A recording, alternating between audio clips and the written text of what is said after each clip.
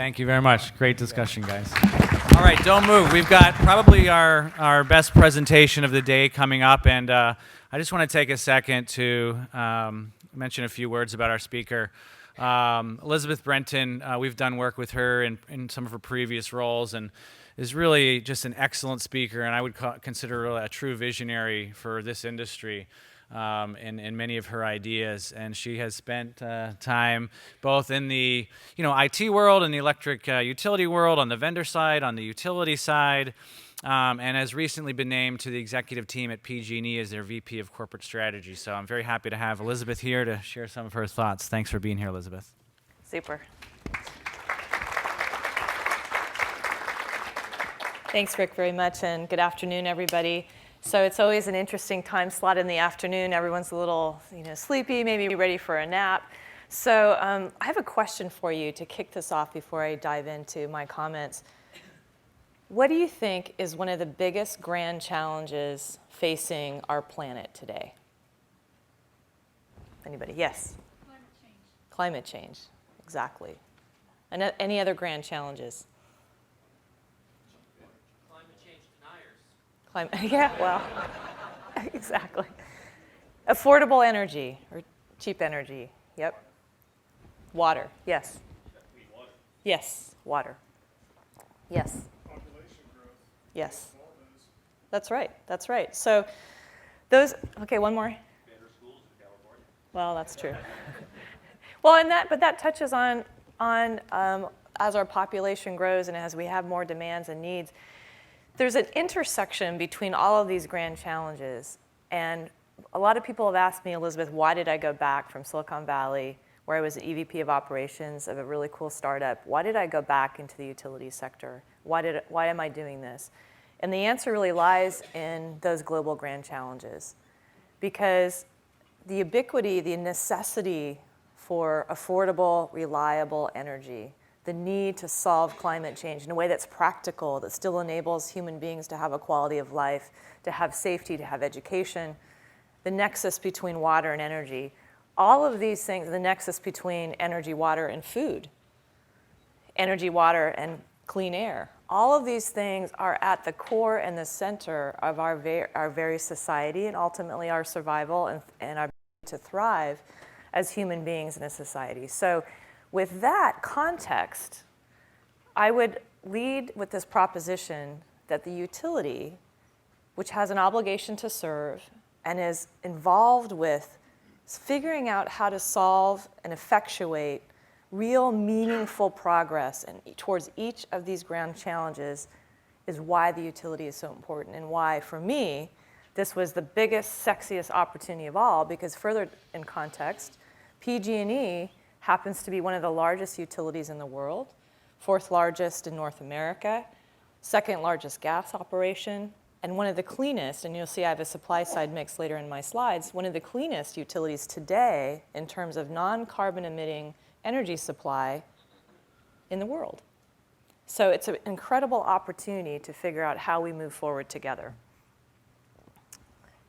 So with this crowd, you are all very familiar with what is called the Internet of Things, right? I see some smiles in the audience. It's very exciting, it's very cool, there's lots of movement happening, different coalitions being formed, big folks like Oracle or GE jumping in to figure out how we develop standards, how we move around this. Lots of really exciting, interesting happenings in the startup world in both traditional IT space, as well as the convergence of lots of different technologies. And the convergence creates a tremendous opportunity. And so think about this in terms of context as we think about the vision for PG&E going forward and the opportunities that makes for us and for all of you in the room as different entrepreneurs and business leaders, as well as for society and our customers as a whole. The Internet of Things, there's estimated that over 55 million different devices are going to be connected by 2020. Huge number. This is a place of exponential growth. Our vision is the grid of things, is to be, as PG&E as one of the most important utilities on the planet, to be the leader of having the best grid of things. And what is that? That is a platform that enables, and some other speakers today have mentioned this, enables the connectivity, the convergence, and ultimately the solution finding towards these global grand challenges that affect our society here locally in California. But what's so interesting and compelling about PG&E's opportunity is one of the largest, completely contiguous, interconnected systems. If we can solve this, we model for the world. And that was part of why I joined PG&E as well. Building off, I'm a very proud alum of SMUD, and you met my dear friend and colleague, Frankie McDermott, who was speaking earlier today. He was on my team at SMUD, and I was the chief customer officer there, and now he's the chief customer officer carrying on the good work of SMUD, and we're partners in California. If we can continue this type of innovation and work here in California, we can lead the world and create a model that's replicable in the world. And so let's talk about the grid of things and what that means from our perspective a little bit. First of all, it's a circle by design. It involves, and we know about this from a technical perspective, the opportunity for both at the level of physics, interplay two-way, and I would say multiple ways of power flow in the future, not just two-way, but lots of different types of opportunity for connectivity from the consumer, all who's going to become a prosumer, someone who's also going to be generating as well as consuming, but also all different types of functions. Essentially, if we think about the internet and apps, we don't even know all the potential uses for this amazing grid. It's essentially this amazing software, hardware, infrastructure platform that is going to be ubiquitous. And so our role from PG&E's perspective is to make the very best grid ever. And we're already a long way along that line. So you think about, see, there's some of the things. We've talked about distributed energy resources, so intermittent resources, how we firm them, how we make those absolutely reliable, interconnected, fit within the grid. We have a role for conventional generation, and I make a note too that we're in a transition to a lower carbon future. Our goal is to decarbonize as much as absolutely possible in an affordable way as quickly as possible, which may sound simple, but that's a very complex proposition. So there's going to be a combination. There's going to be a coexistence of different types of energy resources, and there's going to be a coexistence of different types of technology and consumer options. And we really believe strongly that in the end, the consumer is going to win when they have choices. And what I mean by choice is that they have choices if they want to be a prosumer, if they want to produce energy and ultimately sell and transact, that they have that opportunity. We also believe that consumers should have the right to say, you know what, I am really busy. I'm trying to raise a family and kids and juggle a job and do all sorts of other things with my life. And you know what, I really want to have a set it and forget it relationship and just know that my lights are always going to come on and I don't have to worry. That is oops, sorry about that. Forget, my mic is here. I talk with my hands. So that's a valid choice as well. And so it's really important. All customers, whether they be residential or business customers or industrial customers, that's not a homogeneous group. So one of the things that's most important for our vision as well is that we use analytics and advanced technologies for segmentation so that we provide solutions to the customers in the way that the customer wants. Not what's being force-fed, but what is actually how we can respond to customers' own needs and desires, have greater degree of customization, and ultimately self-service. And so they become an active part in this ecosystem. And then also, of course, energy efficiency, which has been touched on earlier today, remains very, very important. It's very important for a lot of different reasons, but energy efficiency, to really, really maximize its value, again, has to be thought of as a resource, and it has to be able to be activated actively through not only information and understanding and data, but also through the ability to apply it and essentially dispatch it as part of your resource mix. So it's a much bigger, sophisticated concept of energy efficiency, which I would say is really moving towards advanced demand-side management, as well as a concept of energy productivity.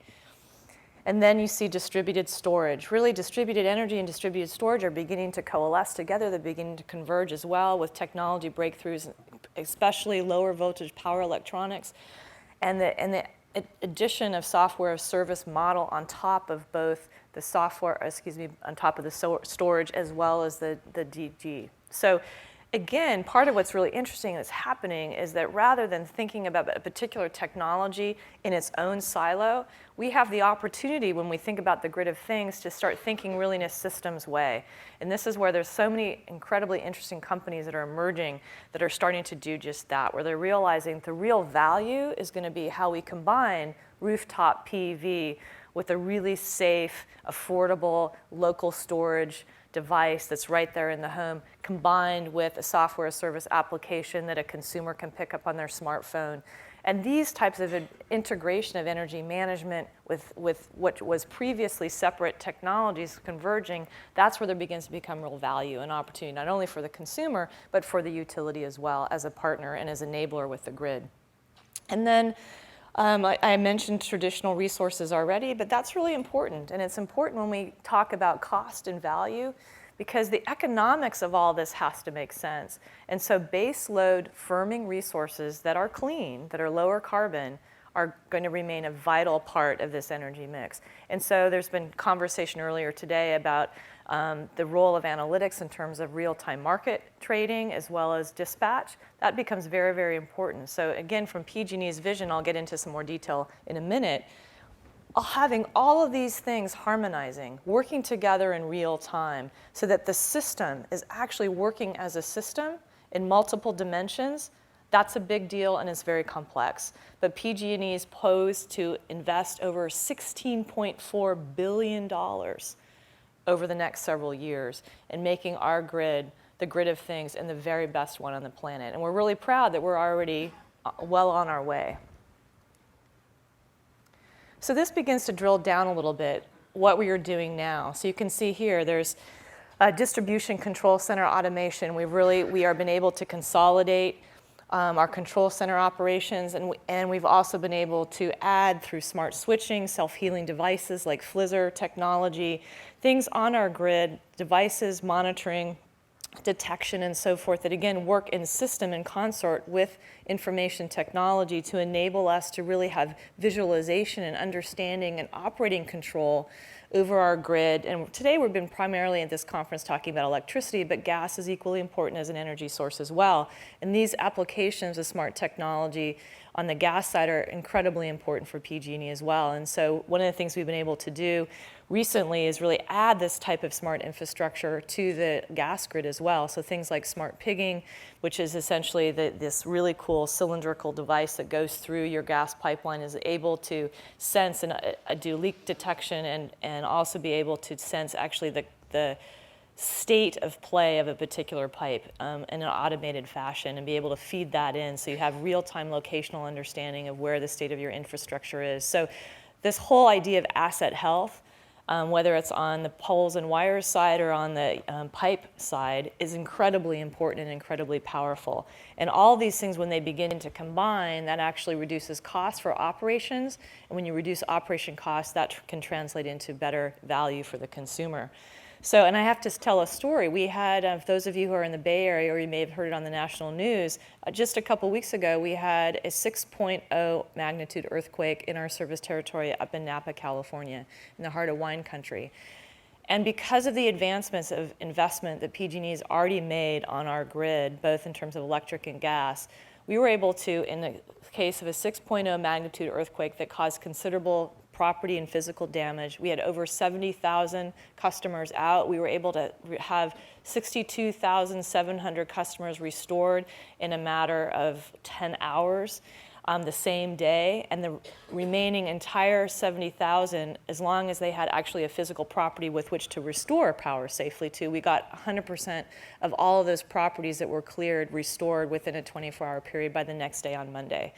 And part of that is that greater resiliency is in part because we have the SCADA, because we have the Flizzr technology, the self-healing, the switching, these types of, and we have the software and the intelligence at the operations center level. And then on the gas side, we have this incredible technology called Picaro that is actually a drive-by with a car sensor technology that can essentially sniff out gas leaks at a very, very small micron level. And so the combination of these technologies already deployed enabled that tremendous, great customer service, great resiliency.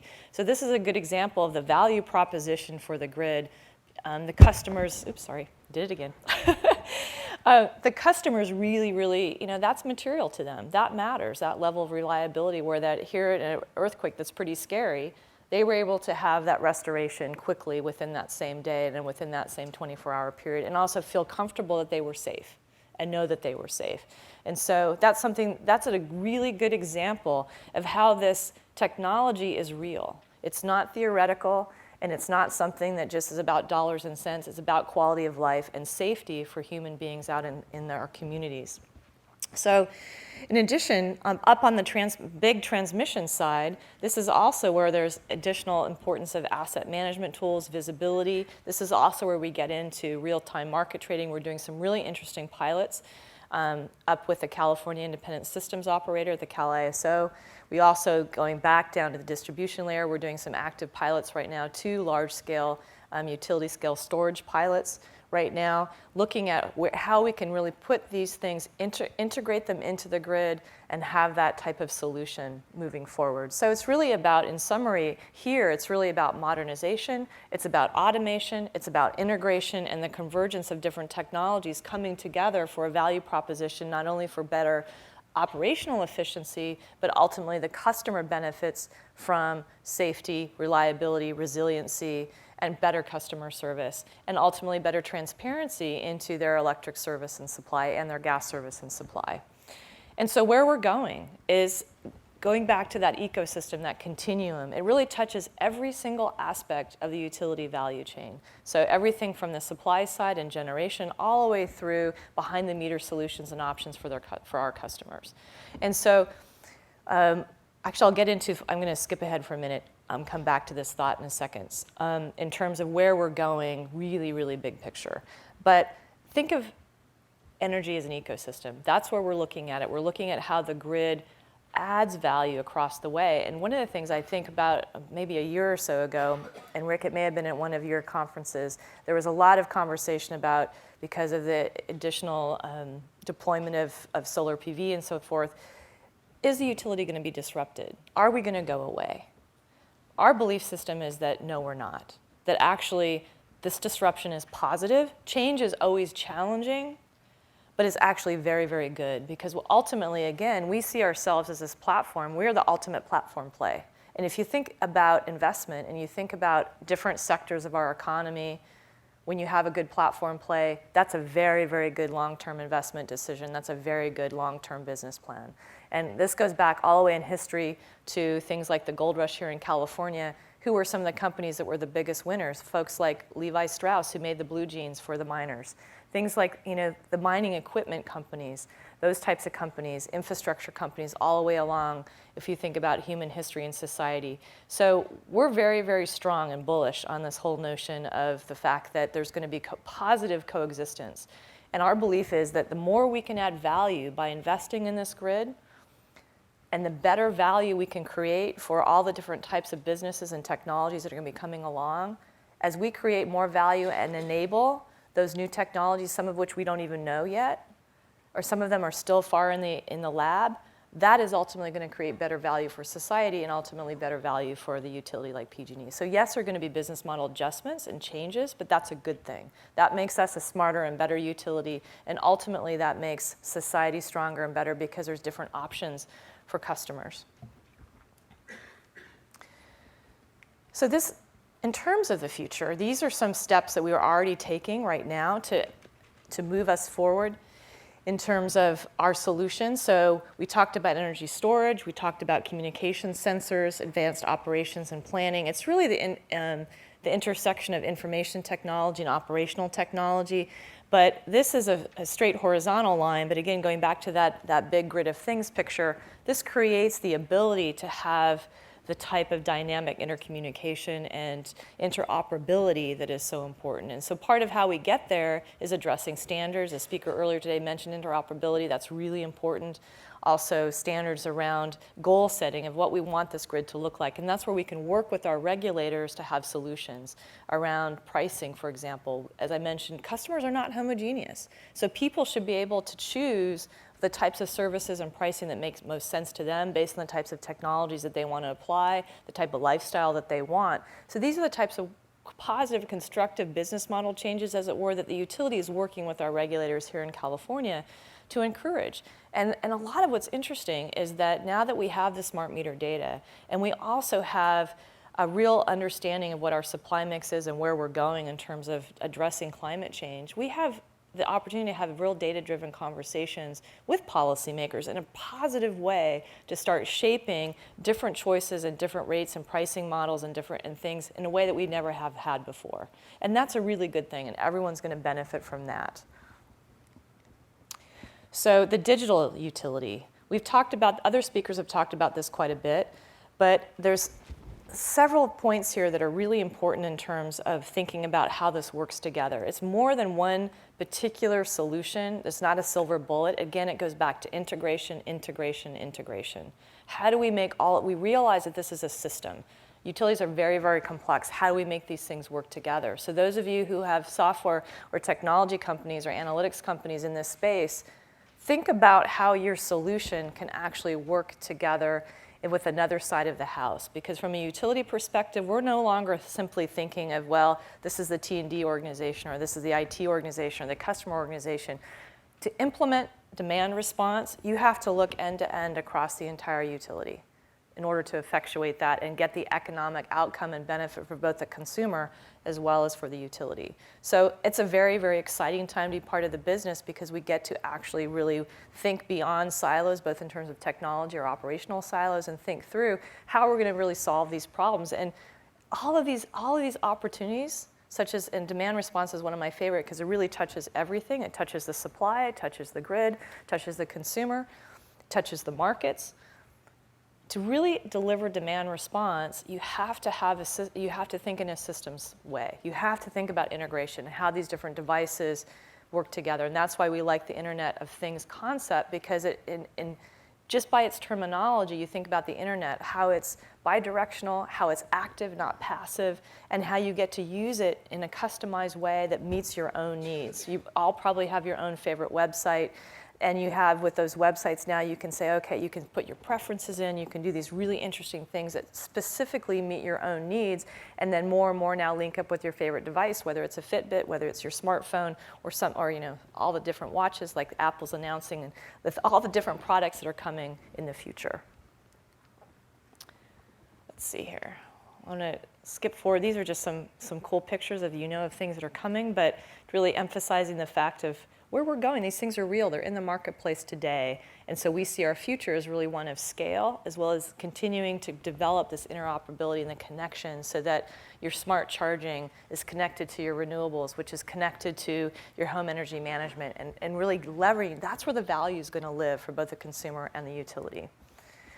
I want to touch on the supply for a minute, because a lot of renewables is also a term of art. And so we have to think, going back to climate change, what are the super big issues that we're trying to solve? One of them is greenhouse gas emissions. So if you think about emissions, today, already more than 50% of our supply or our grid is emissions free. So we're already a huge part. So 33% are defined renewables in California, but if you think about non-carbon emitting, we're over 50% today. So the where we're going with the grid is really not only the grid of things, but a green grid.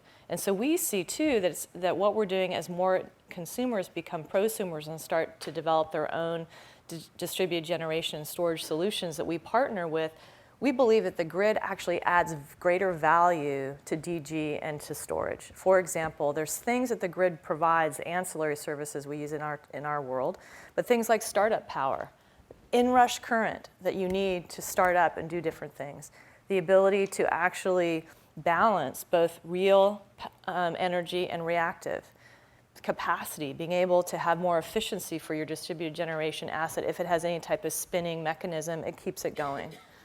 So this is something to think about as we balance cost. One of the things that PG&E is looking at is, as we're moving forward, we want to have the lowest carbon solution. We want to be part of the solution to climate change, but we want to do it in a practical way. So we have to think about how we balance the distributed and the stationary and how we work these things. And I put this in here more as an educational slide, but something to really connect the fact that we're already leading, and this is part of our vision for the future, is really being truly low carbon, if not the cleanest low carbon grid that there is on the planet. And so that's part of our big vision. So this is part of where consumers are doing. I got the 5-minute flag here, and I want to make sure there's time for a few questions before we go. So. We can go a few minutes over too. Do you want to take questions now? Sure, that'd be great. We've got some mics. There's got to be some questions down here for Elisabeth. Yes. People with the mics, let me come up front so you can kind of see it. Thank you. I'm Guido Jure. Until 3 months ago, I was head of Cisco's Internet of Things business unit, but I crossed over to the other side, and now I'm working for a renewable energy company. So I have a question regarding microgrids. How does PG&E view microgrids? Does it encourage, support, develop? Where's your thinking at in that regard? Microgrids are going to play an important part in the overall mix of this energy ecosystem. Quite candidly, with the storage mandate that we have in California, we really want to own as much of that as we possibly can. So we have the opportunity to own up to 50%, and our goal is to fully own that 50%. And with that means microgrids are part of that. So we see microgrids as part of the integration of renewables and storage, and also we believe too, in terms of business direction, that and this is a little bit of a history lesson. If we go back to the very beginning of when electrification happened with Edison, it was all distributed.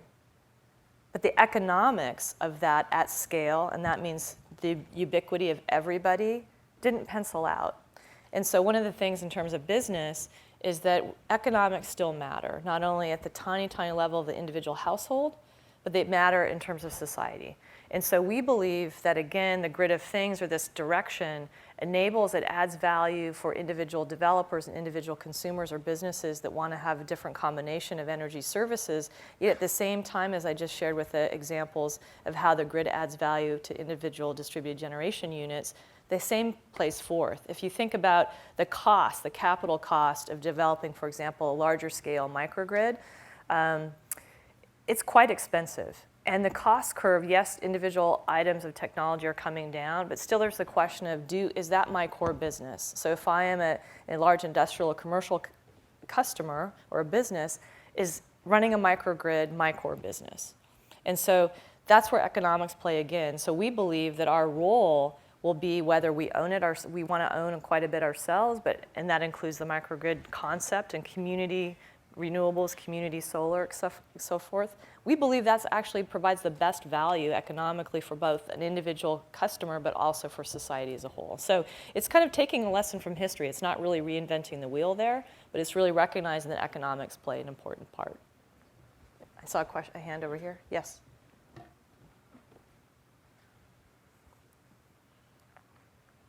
Hi, my name is Kevin Warren. I'm with IBM Research. And, on one of your charts, you had a reference to cybersecurity. We Yes. haven't talked about that much here.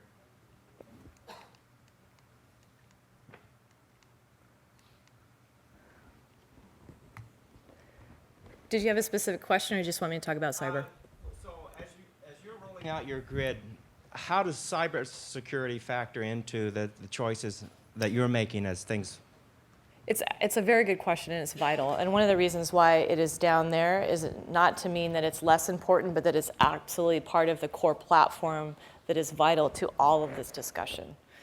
And it's very, very important. And that includes not only cyber from a threat perspective, but then another corollary to this is also information security and privacy as well. And so we are focused and on the cutting edge of working on with cyber. We've been part of standards development, working with the federal government. We've been early in terms of one of the leaders in SIP in terms of meeting all the SIP standards and so forth, and so have done a very, very good job there. It's a core priority, and it's one of those things too that's interesting. This is also a new frontier, as you know from the work that IBM is doing and others. Each step forward that the innovation takes, well, the hackers or the bad guys, they take the same step. So it's sort of the new arms race. And so that's something, too, that we're working with all the different labs. We're working with the best experts that there are to solve this and make sure that as we're going to capture the value and innovation and opportunity that the digital aspect of the utility business provides, that cyber is absolutely met along the way. And so it's the thing about risk is that you can't eliminate risk. What you have to do is say it's very similar to running any type of power plant as well, is you have to think, how can I have the best layers of protection to actually have delay And if you can have delay, then you can actually get it before serious damage is done. So these principles are already in practice with utilities and have been for many, many years in terms of the grid as a whole. And those can apply over to the cyber world as well. So it's really about understanding what the potentials of risk are, managing those, and then putting into steps into place where you, again, you have detection, you have delay, you have a number of tactics, also borrowed from law enforcement, that you use in terms of principles to make sure that a catastrophic event does not happen. Other questions?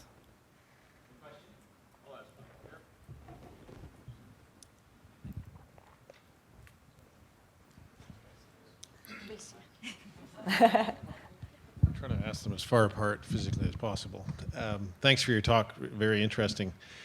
Curious if you can, it's a big question, I guess, but lots of fantastic ideas and initiatives to work on. We talked earlier about the fact that demand response, the money probably lies in a certain area, but customers, the customer group has got the contact with the customer. So for getting something like demand response going, how would you, in a utility the size of PG&E, what's the mechanism for trying to get progress underway on that?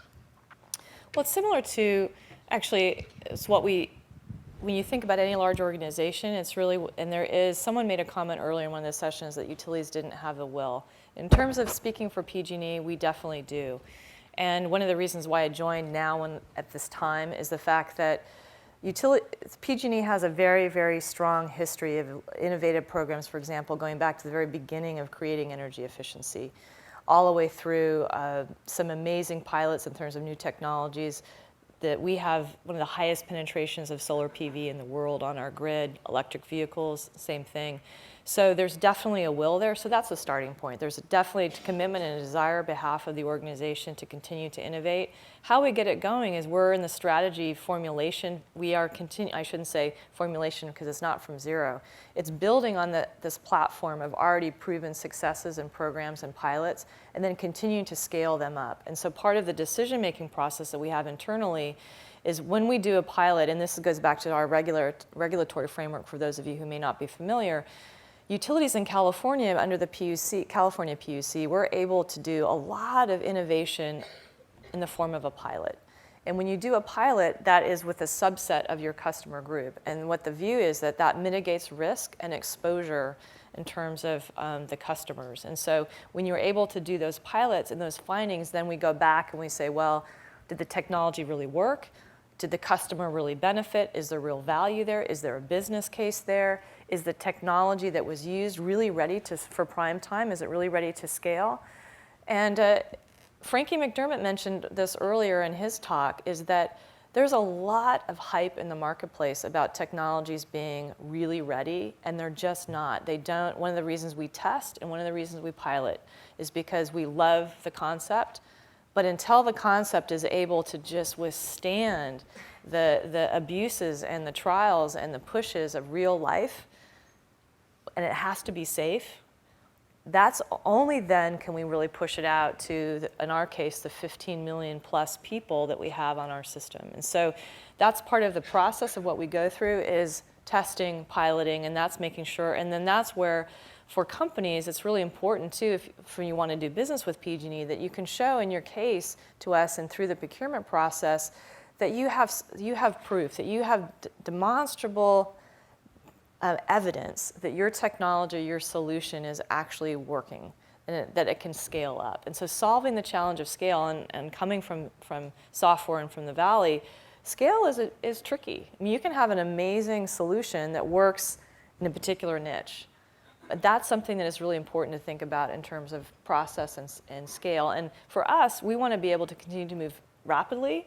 And so our pilot mechanism is one way that we're able to do that. Because as soon as we can get proof and we can show that something really works and that it's going to provide value economically as well as in terms of programmatic value towards whatever the other larger goals are, such as reducing emissions or improving safety or whatever is a specific task-oriented goal or outcome of a particular pilot, we can move pretty quickly and ramp something up fast. And smart meters is a good example of that. Yes? What demand response pilots have you run that have not provided what demand response what demand response pilots have you run that sort of failed, so to speak, on what kinds of devices and loads? That's a very good question, and I am in week number 3 of PG&E. So I could answer from SMUD, but I'm not speaking for SMUD. I'm speaking for PG&E. So I don't have all of that information at my fingertips. What I can say in terms of sort of thematically is that it comes back down to the communication and some of the pilots that we've done where the communication hasn't necessarily worked or the consumer expectation hasn't always worked. So, you know, it takes two to tango. We have to have solutions and program design as well as pricing and the technology that are going to drive the desired effect. And so I'm sorry, I can't answer all of the specifics because I'm learning all of that, all of those examples for our company. Time for one more question right here.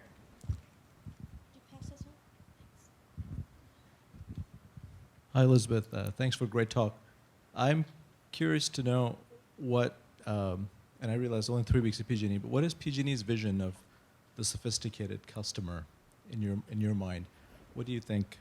Are smartphones, mobile devices part of it, or what are your thoughts about the sophisticated customer? Absolutely, and one of the things that we really believe in is, as I mentioned before, is having solutions that meet the different desires and needs of customers. So being where customers are. So for example, smartphone use and mobile phone use. Customers are mobile, they want to go there. And one of the things that we're working on educating the commission on right now is the fact that actually lower income customers that we care very much about, and we also have a need to serve them and make sure that energy solutions are available for them. They're actually larger proportional smartphone users than certain higher income demographics, for example. So part of what we're working on in terms of business model and rate reform is the ability to have flexibility around rates and pricing models that align with programs and options so that customers can have the types of energy information, access solutions that they want in the way that's best going to serve them, the way they want them. And so again, I mentioned self-service. That would include the ability to use mobile devices, be able to operate online, being able to do different things with different technologies as they evolve. So that's absolutely something that's part and parcel of our vision and our strategy.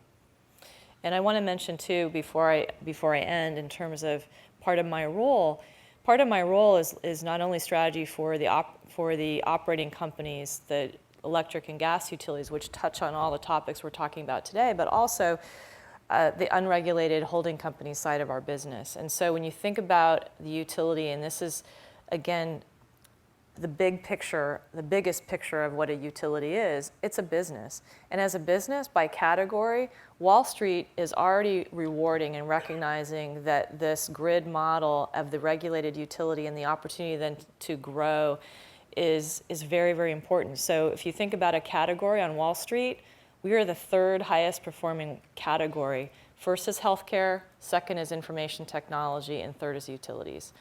And so Wall Street sees that and sees this vision, and that's one of the things that, so the thing that's exciting to me about the opportunity for PG&E strategically is that there's going to be there's an alignment happening between what works for the electric utility and gas utility business model with what's best for flexibility and options for the consumer. They go together. And so there's a tremendous opportunity to monetize on that value, and it's a win-win. And it's a win for the business side of the utility, which is, in our case, a shareholder model. That is actually aligned with what's best in the best interest for the consumer and society. It's coming together. That hasn't always been the case historically because of technology, but now technology is enabling that type of alignment, and Wall Street's already beginning to recognize that. And so in terms of the S&P 500, in terms of a category as a business, it's moving forward, and that's part of the strategy role that I have, is not only thinking about the strategies for particular the utilities specifically, but then also beyond that, how we would invest, how we would diversify, where's the opportunities to grow the business beyond particular service territory area. So it's a very, very exciting time. And I really want to thank all of you for your time and attention. And for those of you who I know and those of you I haven't met yet, thank you for your entrepreneurial energy, because the ideas and the work that you're doing and the investments you're making and pushing the envelope in these technologies, we're your biggest channel. We're your biggest channel. So it's not only the platform for energy, but we're your biggest channel. We're the channel for the policymakers. We're the channel for innovation and bringing that forward at scale in society. So thank you for the innovation and keep it up, because we need that in order to accomplish our vision. We need all of you continuing to push the envelope on what's possible, and so we can do that together. So thanks. I really appreciate the time.